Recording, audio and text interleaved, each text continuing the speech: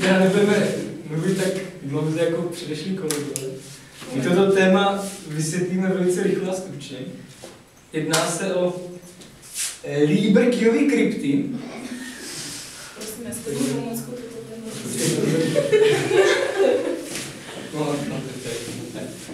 Takže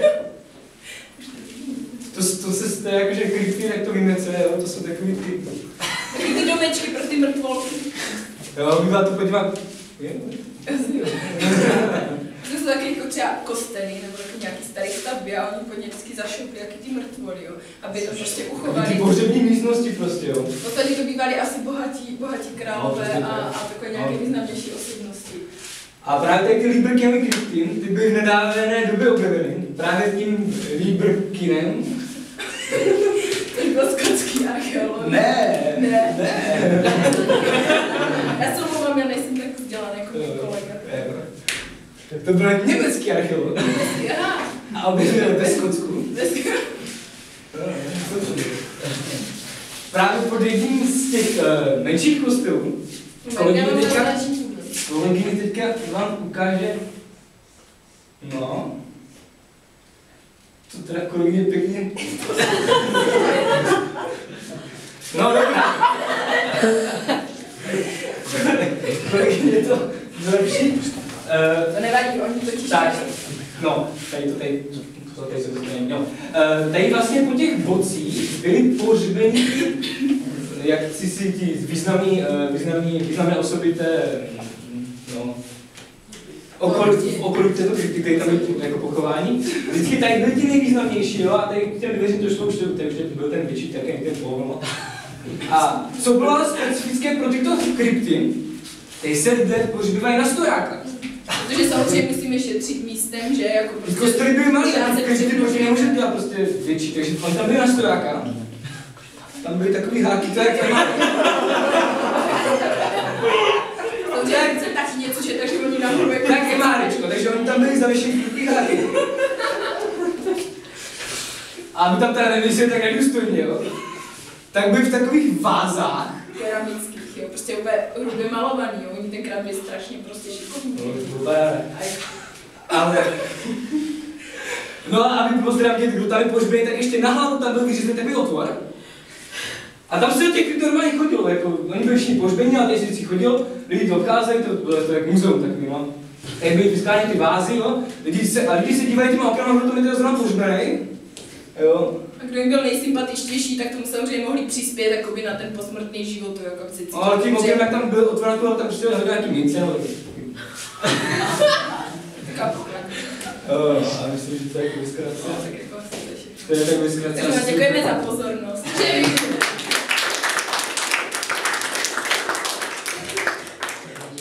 Má někdo nějaké otázky? Kde je nejznámější krypta? Kde ji můžeme navštívit? Ve Skotsku.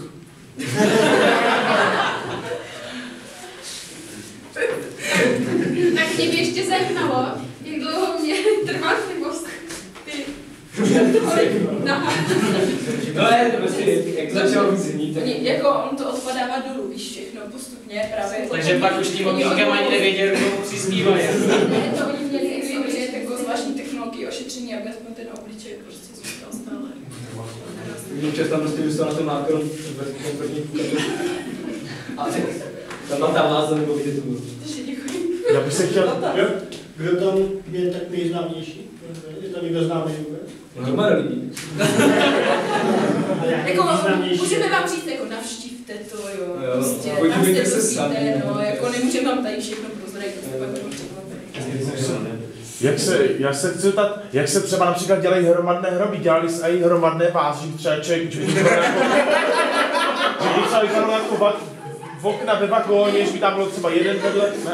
Totiž víte, jak jsou teďka takový ty šatníky, takový ty dvoupatrově, jak to takhle stáhnete dolů, tu tyč, a tam to máte navěšení, tak jako tím se to řešilo, že to bylo jako na patra ještě. Takže jako tatínek, maminka a děti.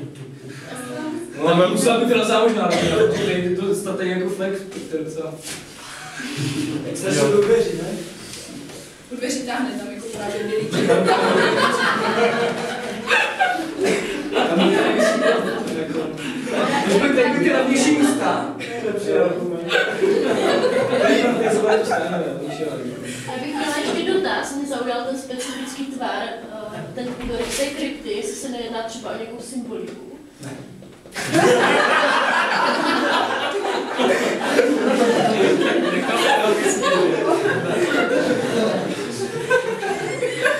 Ale jako je specifický ten tvar, jo? To nebylo to třeba trouhelník, nebo podle to je Totiž ta krypta to bylo určený tvarem kostela, jo, a o tom bohužel pan Líbrkin už nic nevěděl. Takže prostě jaký tvar měl kostel, to si myslel jsem, že někdo úplný, jako že představitelé byli odkázáni na tvar kostela. Tak ještě někdo. Nebojte se, problematika je fakt zajímavá. No.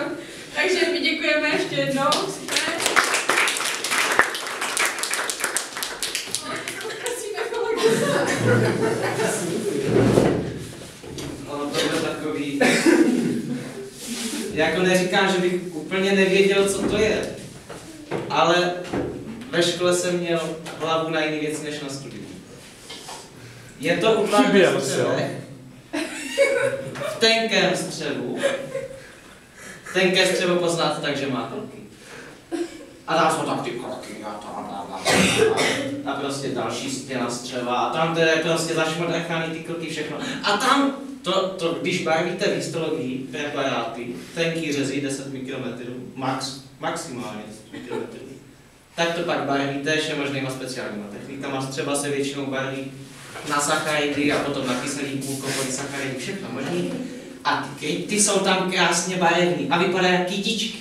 Oni jsou tam tak krásný, tak jako takový prostě krásný, to je fialový, zelený.